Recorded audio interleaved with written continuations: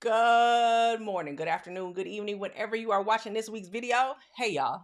So if it sound like I'm a little rough and hoarse and what's going on, it has nothing to do with the fact that we are in the third week of the tax busy season. Nothing like that at all. Stuff is actually moving along very well. It does have to do with the fact that I've had to be standing because my sciatic nerve is acting a monkey doodle fool, as my girlfriend would say. So it makes it hard to sit, definitely for long periods of time. Lesson learned, make sure I go get me a chair that is good for my back because me sitting for long periods of time does not help. And also, what I've learned is when I put that alarm up for my butt to get up every 5 minutes um, on the hour to get up and walk. But I'm grateful for the fact that I do have an office space where I do have a standing desk, and I have had a standing desk for a while, and I'm able to still be productive. I do have to take extra strength Tylenol, but I'm still able to be productive until I get some relief. So uh, definitely, if I am not my most enthusiastic self, it is because I'm trying to give you this information, but I also literally am in discomfort and have some pain shooting down my left side. So, without further ado, we are going to talk about what I said we would start to discuss, right? So, the one big beautiful bill is for 2025. We get kind of, I'm gonna say, a sneak peek of some of the things that were in the one big beautiful bill.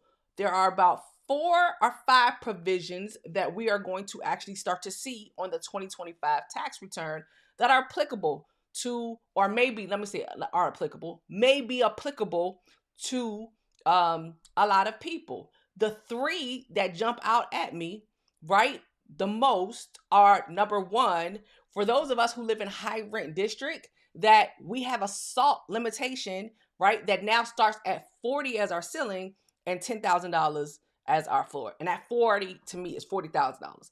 $40,000 is our ceiling, $10,000 is our floor, which is wonderful because if as long as the queen do her thing and everything works, a lot of us will be able to now see some itemized deductions instead of the standard deduction, because if you've paid a lot in taxes, let's say you have multiple jobs or you just live somewhere where you have to pay a lot in state and local taxes, or real estate taxes, the benefit is that now that may be able to allow you to go back to itemizing like you were before Tax Cut and Jobs Act, or it'll take you over the hump. Now, remember, when I talk about SALT, that is on your Schedule A, which it happens to be a percentage deduction, not a dollar for dollar deduction, right? So it reduces standard deduction and itemized deductions, reduce the queen. They reduce the queen to get the king as low as possible, right? That's the queen being my AGI, king being taxable income. It is not a dollar for dollar deduction. So let's keep that in mind. So that one, that's a provision that I'm excited for, that we get to see, but it's only here for a short period of time. And then there are 3 other ones. One is new, right? For personal is car loan interest, which we're going to be talking about and diving into today. And then there's no tax on tips and how overtime is going to be calculated. So we'll be breaking down these provisions because those are the things that are going to show up in our face first, and how they're going to be allocated, rolled out in 2025 is going to be one way, and then they start to look a little bit different slightly for a few in 2026, right? Or how they show up for us in 2026. So today I want to talk about the car loan interest under the one big beautiful bill. And of course, where are we going to go? We're going to go directly to my favorite website, irs.gov. Why? Because it lays it out for us. That they made a news release about this. When they made this news release on Christmas Eve, not Christmas Eve, y'all, New Year's Eve. This is how you know your girl, the extra strength Tylenol messing with her head. New Year's Eve 2025, this came out. And it's talking about no tax on car loan interest. That's really, I know we saying it's like no tax, but in reality, it's not like it's no tax. It's actually you're getting a deduction that you were not able to get before for a personal vehicle. That's really what's going on, right? So this came out December 31st, 2025, and it was issued as a new deduction for interest paid on vehicle loans incurred after December 31st, 2024, to purchase a new vehicle made in America for vehicles that were for personal use. Now let's break that thing down. Let's break it down. We heard several different things in there. That one sentence holds a lot of weight. The vehicle must have been finished in America, in the United States of America, right? New, made in America. The vehicle is a personal use vehicle, which means that you need to, if you are doing a business as well, we need to know the distinction. How much did you use the car for business versus how much you use the car for personal, right? Because we can't necessarily double dip. I alluded to this last week where I explained that cars, right, for an individual, normally the people who were able to get a deduction for a vehicle or use for vehicle were businesses. That is if you were a sole proprietor, that is if you are S corporation, that is if you are a partnership, if you were a C corporation, right? You have a lot of times where S and C corporations would have their own fleets or have some sort of fleet, and they can go and buy the car themselves in a business entity. But as sole proprietors, what would happen is we would do either mileage, right, or actual.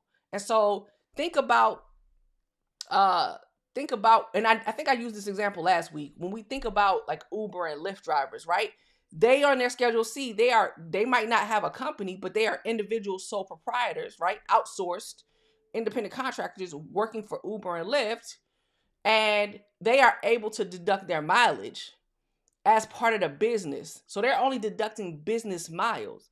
But there are some people who specifically, they have two vehicles. One is personal and one is specifically for business. And so they might do Uber and Lyft or have a fleet of cars specifically to carry around people or items. And then they have their personal vehicle that they kick it around to go run their own errands. We're talking about, for this deduction, we are talking about your personal vehicle.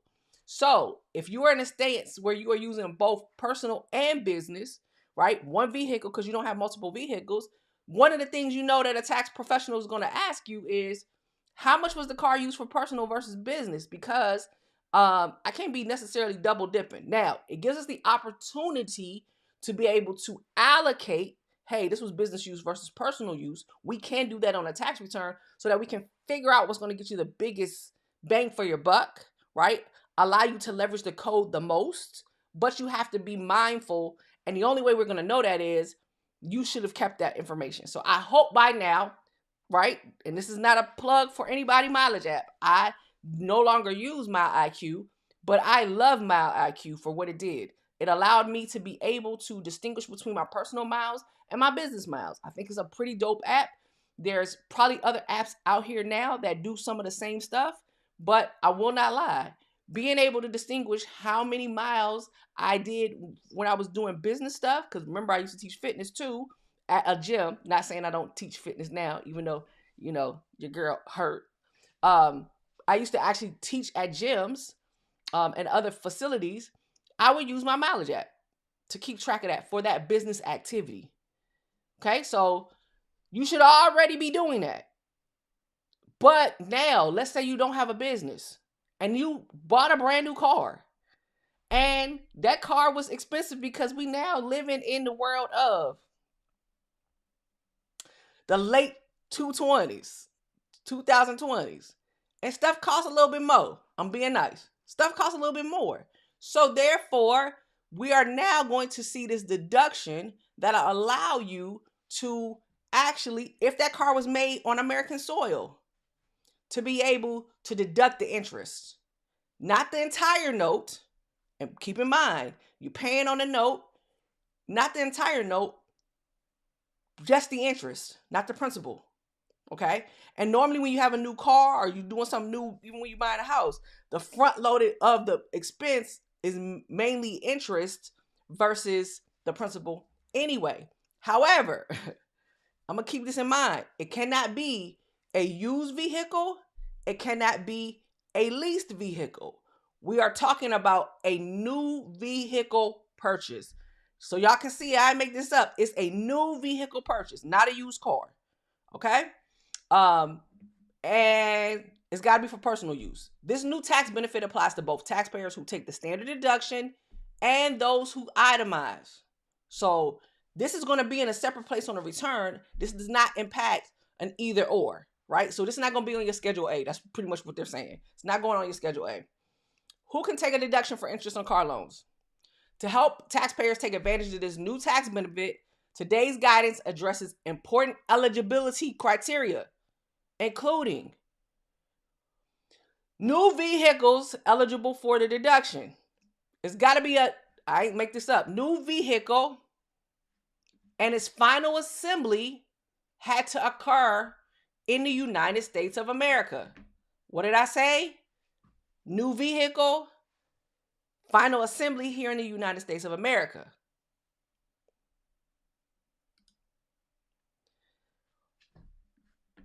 When vehicles loan qualify, an amount of interest paid on a loan that the rules, I'm sorry, because I sound like I'm having a stroke over here. Lord, please forgive me. I'm not trying to have a stroke.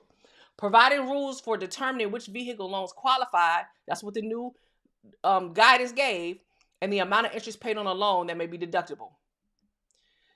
The new information that came out at the end of the year provided rules for determining if a new vehicle is purchased for personal use. This is a personal use deduction for a brand new car that was finally assembled. That's final assembly took place in the United States of America. And the deduction is up to, it's not automatically, it's up to $10,000.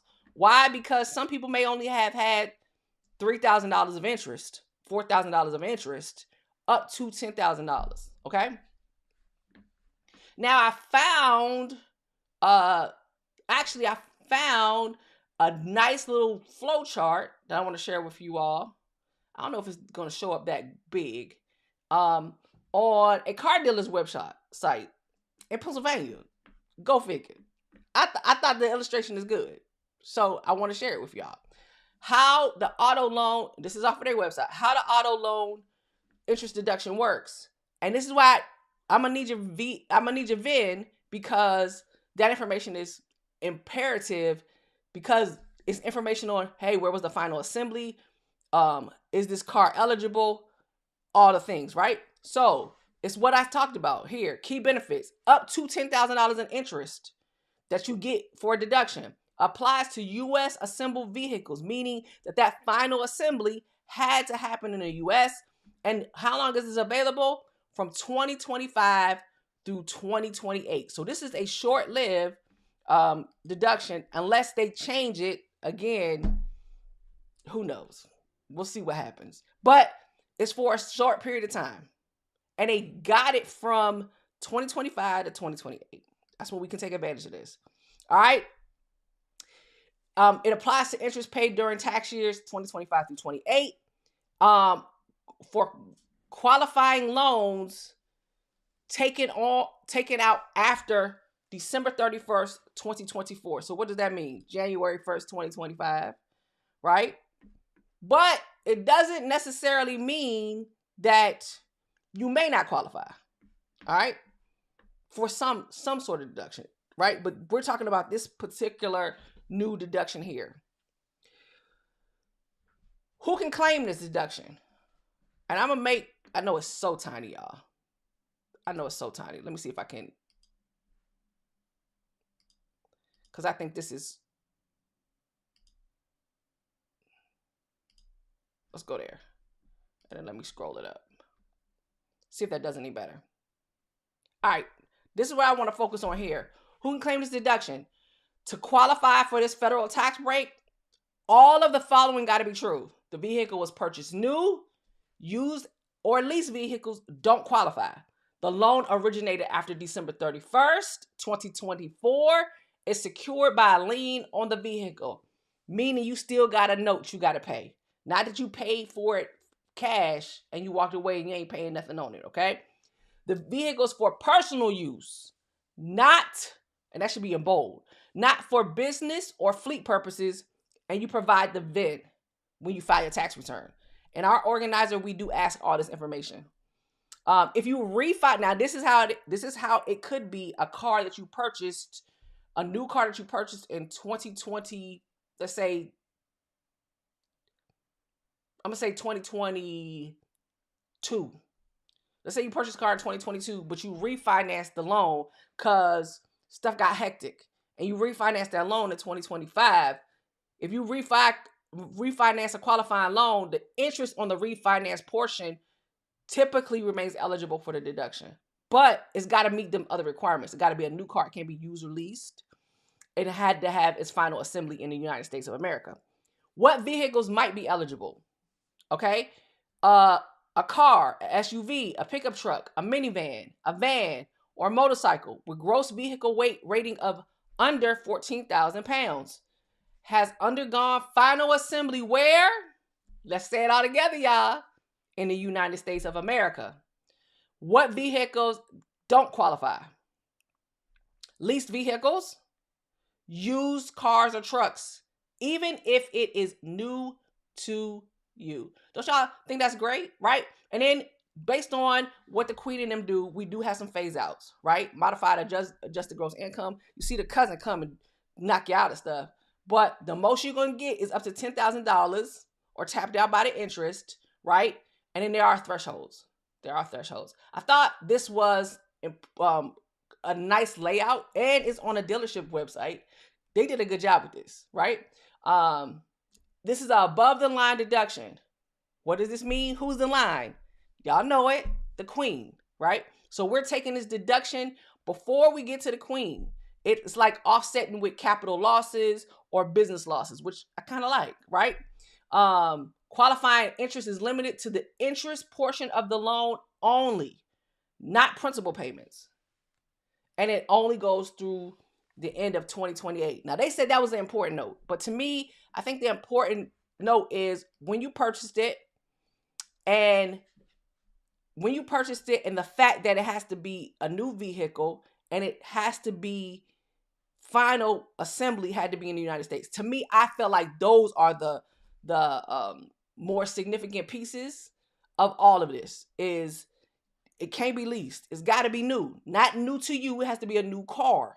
And so therefore, you have to make sure that if you qualify, this is how it will look. Now, next week, I'll go into a little bit of a demonstration for this to say, hey, let's say if we had a car that does this and we bought it this, so we can see the distinction between the two. I should be in better relief by then, right? Distinction between the two. And then we'll start segueing into just highlighting I think I'll tackle overtime next, because I got some overtime stuff that I'll be doing on people's taxes. I think we'll talk overtime. We'll go car, overtime, and then tips will be last that we talk about over the next couple weeks. Okay.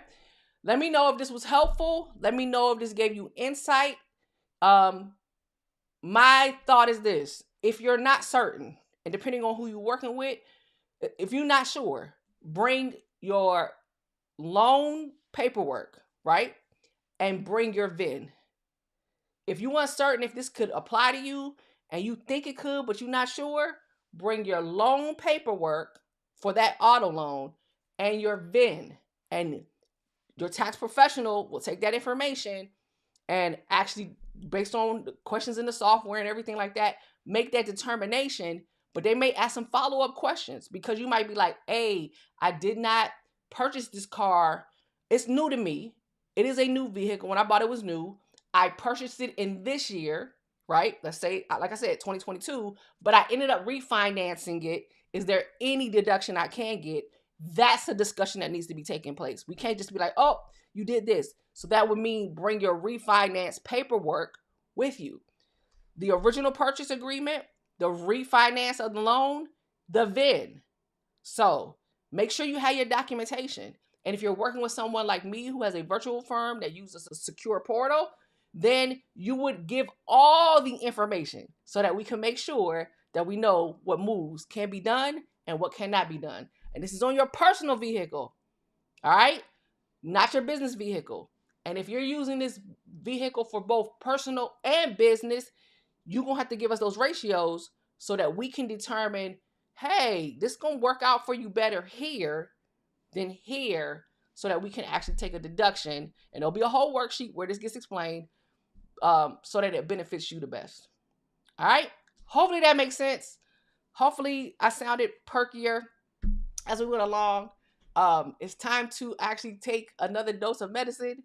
So until next week, I hope you all, I hope this topic makes sense.